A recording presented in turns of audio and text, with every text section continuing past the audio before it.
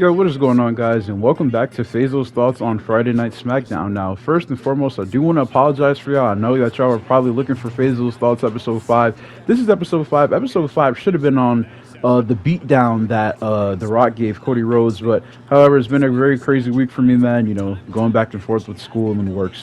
But hey, man, we're here to talk about Jade Cargill's WrestleMania plans, and hey, man, I don't feel as though that it's so bad of a plan, man.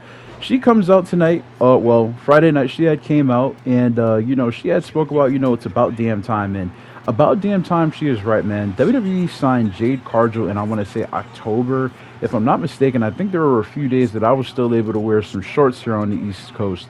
And we're still wearing. It's getting sunny outside from time to time, but hey, man, I still got on my coat. I can't get sick out here, right? So pretty much what happens is, Jade comes out initially and she talks about how, it's about damn time, she's here to, weather the storm because, her whole, saying is a storm is coming. And, she had on her red silhouette. Her presentation for her entrance was phenomenal. She looks like the star that she is. I hope that WWE maintains this over time and, she continues to, have that aura take over. So later on in the night, we get Bianca Belair versus Dakota Kai. And man, Dakota Kai has been putting on some, I'm not going to say SmackDown classics, but she's been putting on some very good matches over the last few weeks. Last week, I believe she had the match against, it was either Naomi or Bayley. And, this week she had the match against Bianca, and she definitely held her own. I was very excited to see her in-ring work after her injury. Sometimes when they come off injury, they either are a lot better or, not necessarily what they once were before the injury, but Dakota Kai has definitely picked up where she left off.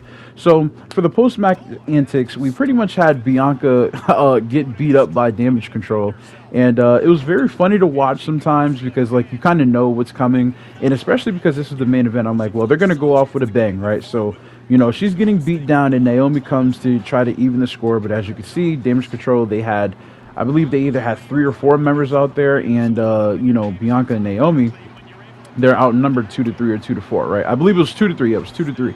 So Naomi's getting beat up, and the crowd starts to chant for Bayley, which is very interesting to me because I'm like, well, we finally got to see Jade. I'm surprised you're not chanting for Jade. She was the first segment on the show. I'm thinking maybe the crowd forgot about her, right?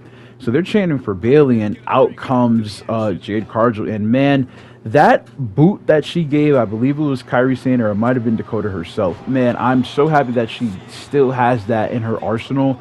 But the power bomb that she gave is what people were raving about over the weekend. And man, I got to tell you, man, Jade Cargill, she is a star in the making. And essentially what we got out of this segment was Jade aligning herself with Naomi and Bianca, and the tag team match was announced. It will be them 3 versus Damage Control at WrestleMania. And as you guys remember from the video last week, I believe it was episode 4, I wasn't a big fan on the way that they were booking Bianca, but this match works for several reasons because Bianca gets to continue her WrestleMania streak. I highly doubt that they'll have Jade Cargill in her first match at WWE as a loss, even though it might not necessarily be her fault if she's not the one to take the pin.